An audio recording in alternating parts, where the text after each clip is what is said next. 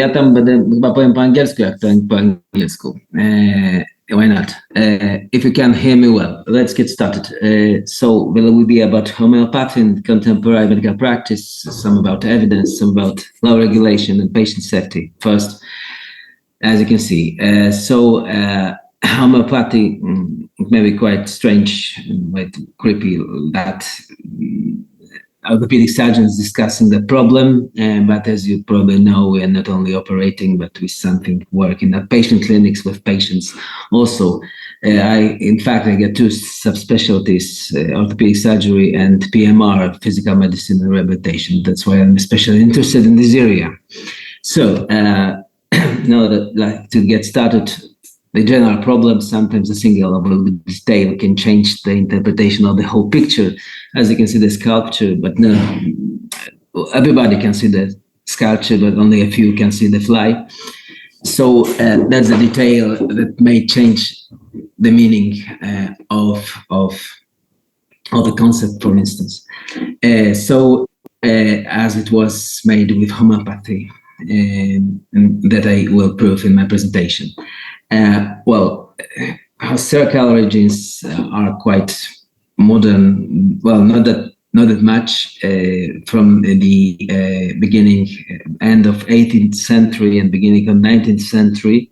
So it was described, comprised as a method, treatment method by German physician Samuel Hahnemann, born 1755 and died 1843, as you can see. And he made a self-experiment on himself with糞課 3. In 1790 and published his main law of homeopathy, that similar cures the similar. So in Latin, similar similibus curantur, as you can see, in 1796. And in 1810, his main book about homeopathy.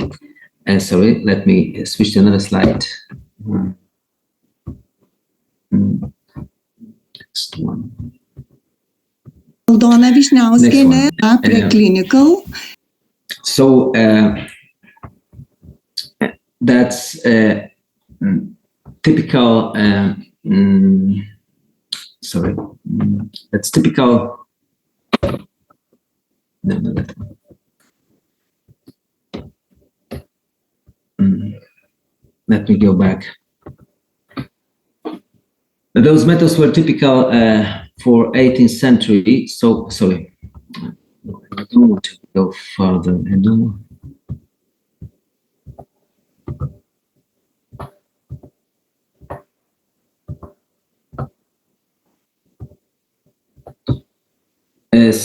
Though his methods were typical for his time, I mean for the 18th century.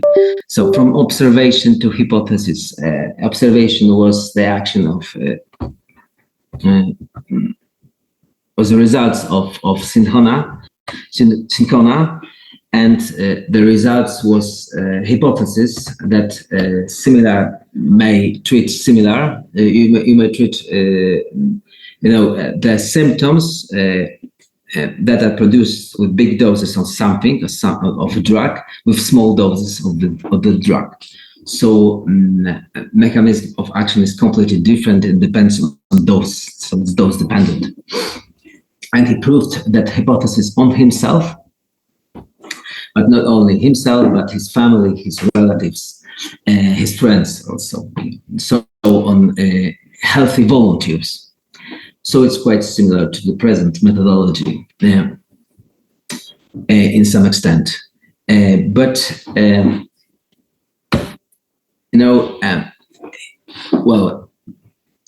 As soon as he have started with his ideas, with his method, to propagate his method, he found some resistance, he met some resistance from two sides, from pharmacists, because one of his key ideas was that a doctor, a physician, is making the drugs himself, but pharmacists had some quite different opinions, opposite opinions.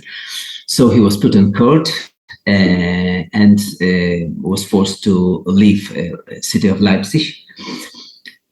So there was one resistance from professional rivals, so to say, from pharmacists, and the other was from scientific point of view, because his hypothesis was discussed quite widely, and there were performed some of first RCT, in fact, Nuremberg cells test, which proved that there were no difference between pure water and high dilution of salt.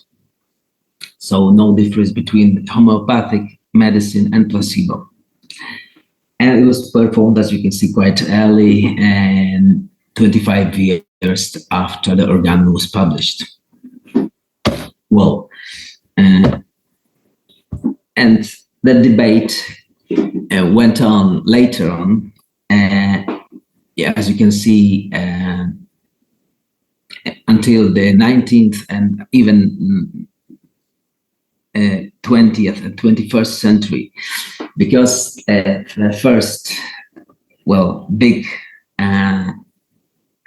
meta-analysis was published in 1997 that partially proved that there is no difference between homeopathic medicine and placebo. But the ultimate was published in 2006 and was made in China, so completed the discussion, in fact. So from the scientific point of view, it's clear that homeopathy, classical homeopathy itself is not effective and it's not different. It, may contribute only to the placebo effect, in fact. But we get some different question about the issue, in fact. In the past, it was if it works, if homeopathy works. In 20th century, the question was if there is some clinical evidence to support the idea. And in the 21st century, we ask even more if the systems can go with that method from the point of view of economy, from the point of view of effectiveness, from the point of view of costs to benefits. Those issues.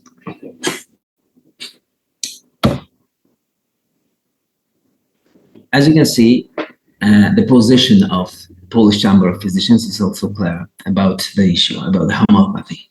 Homeopathic treatment does not meet the requirements of methods used in contemporary medicine, and its principles are inconsistent with current medical knowledge. So that's position of Polish doctors, and ethical position says that a physician must not use. So it's prohibited to use methods considered by science to be harmful, worthless, or scientifically unverified. And in fact, homeopathy, classical homeopathy is scientifically unverified. But it's approved by law system, so it's legal and can be purchased, can be sold in pharmacies, in groceries as well.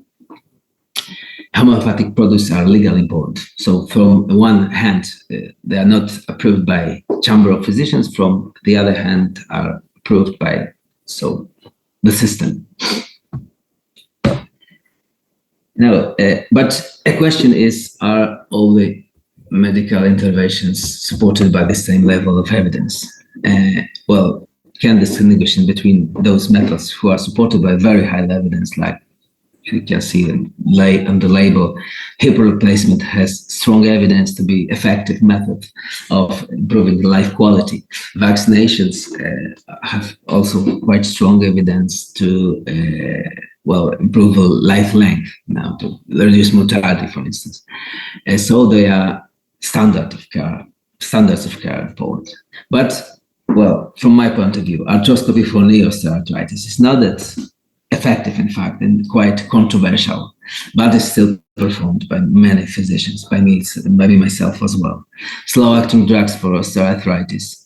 Well, some mixed opinions about that in papers, some mixed papers. Some maybe assume that one of those work well for structure, for instance, but some of them may be painkillers, but mixed opinions, but they're still in use. Balneal therapy, well, quite limited evidence, but growing still. I know that physiotherapists do some workout to increase the load of evidence about balneal therapy, but it's still limited, but widely used as a branch of economy.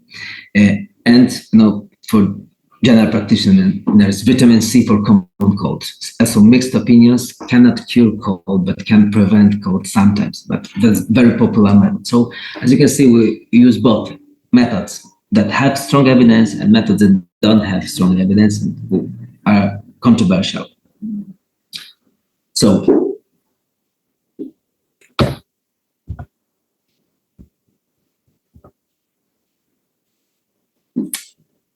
the other question is that there were some rejected methods first that have been approved soon. Yes, of course. So every modern method is usually rejected first. Just the scientists have to convince his colleagues, quite often his rivals, to the method, which is not easy. An example is, for example, Life of Barry Marshall, and who proved that Helicobacter pylori is responsible for gastric ulcer. So he had to drink the solution with bacteria and produce gastric ulcer in himself, and then admit some antibiotics and treat himself. So that's a method quite similar to those from 18th century, isn't it? So skepticism is necessary, new hypotheses should be tested. Observation alone is not enough, but it's the point to get started with the new idea quite often. Okay, let's go to the previous, sorry.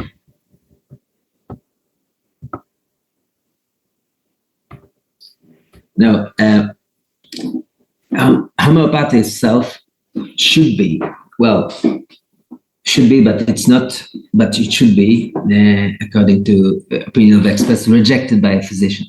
But homeopathy itself has changed during the past, since it was invented through the 18th century, through the 19th and 12th century. It has changed itself, has been turned into physical regulating medicine and low-dose medicine. Those concepts were invented and developed by Guna company in Milano, Italy. That's why I'm discussing the Guna collagen in this presentation, which is product of main branch of low-dose medicine. So homeopathy was turned into physical regulating medicine and low-dose medicine.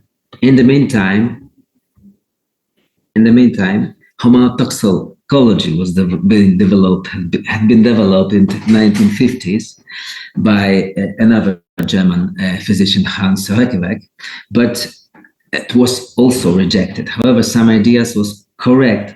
For instance, the idea that intracellular matrix is responsible for some communication in between cells and for most of chronic disease, and some regulation of the level of substances in that matrix is quite a key to the modern medicine. For instance, that idea of Hans Henrik Reichenbach from the 1950s was accepted by clinical medicine soon. But the present form, the present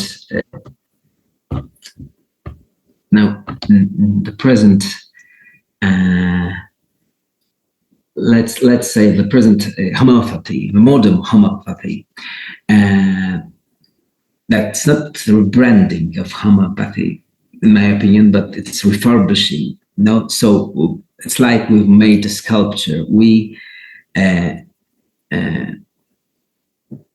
take out all the unnecessary things, and only necessary things are left. That's the idea. So low dose medicine has been developed in Italy in late in the end of 20th century and the beginning of 21st century as an attempt to develop some extension of toxicology and homeopathy to the modern science, to make it more congruent with modern science, so to say. Panie doktorze, bo zostały w sumie jeszcze 3 minuty. Jakby, przepraszam, można było, bo mamy jeszcze gości. Okay. So there is some evidence about that low dose medicine works. In fact, the difference is that in homeopathy we have some substances from 18th, 19th century. In low dose medicine we use cytokines, we use for instance collagen, interferon, for instance interleukins, that's kind of thing, so it's quite modern things but diluted to very low concentrations, but to work with those substances like homeopathic because they are shaking still. Let me show you the right label and left label. Left label shows homeopathic potentialization, and the right label shows modern potentialization. Okay, so shaking, shaking and see what is it? Shaking speed corresponding is 100 oscillations diluted in saline solution and energized by a mechanically applied force. So those cures, those medicines are shaking like they were in 19th century, in 20th century, still they are shaking. So it's some similarity between homeopathy and low dose medicine, but it's not the same. We use different substances and we use collagen, as you can see, cytokines and regulation, some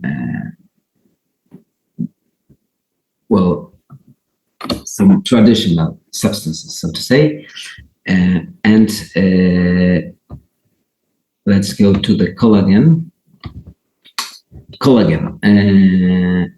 That's swine collagen, and diluted to 1 part of collagen in 2,000 parts of saline. So low concentration, but in between homeopathy and pharmacology.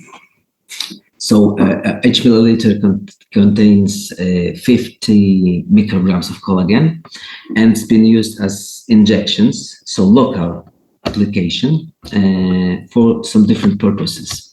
Okay, so remodeling, tissue remodeling, for instance, scar remodeling, but in aesthetic medicine as well, for wounds.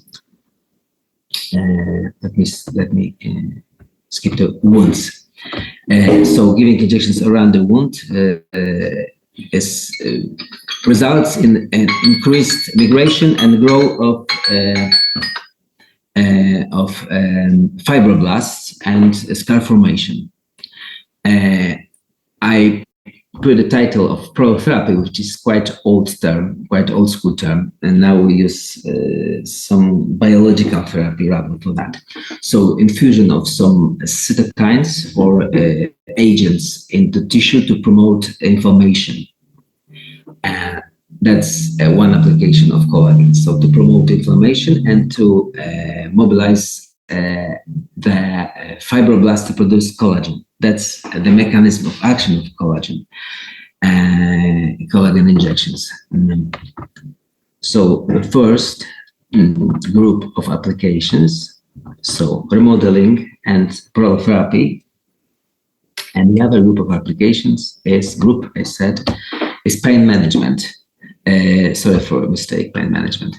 You give some injections in soft tissues, but there are two big groups of application. One is according to acupuncture. So you're giving in acupuncture lines. And the other, as you can see, that those are from producers, instructions from producers, use instructions. And the other, it's according to myofascial release techniques from classical physiotherapy. You give also the injections into the trigger points. So both methods are used and approved by a producer. Okay? The one is about the trigger points, some lateral side of the femur, for instance, for hip pain. So the one method is goes with myofascial release, whilst the previous one goes with acupuncture. And those go with prolotherapy. So as you can see, homeopathic medicine to some extent, but it's not homeopathic itself. It's been offered, it's been declared by the producer that it's low dose medicine, not homeopathic itself, but some modern homeopathic, from some modern homeopathy, is being used by physicians, not only by orthopedic surgeons, but also by specialists in aesthetic medicine, rehabilitation medicine, neurologists, and staff. So thank you for your attention. Thank you very much for presentation. And now I would like to the last lecture for this session.